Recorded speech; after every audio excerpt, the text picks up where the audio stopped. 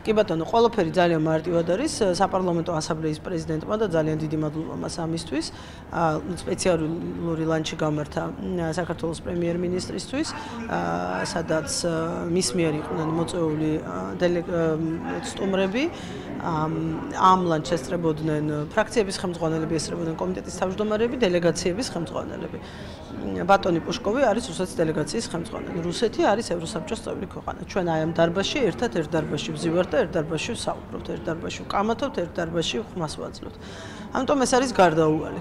ასე გადაწყვიტა ბატონმა მინიონმა, რომ ასეთი უნდა ყოფილიყო შემოადგენლობა და ჩვენ რა თქმა უნდა, არავითარ შემთხვევაში არ ვაპირებთ გავაპროტესტოთ და რაღაცა პრობლემები შევქნოთ იმის გამო, რომ საპარლამენტო ასამბლეის პრეზიდენტი ლანჩზე ვის დაპატიჟებს და ვის არა. ეს იყო მისი ლანჩი, მის მიერ მოწყობილი ღონისძიება და მის მიერ დაპატიჟებული სტუმრები. რო არ ხვდებოდით, იმიტომაც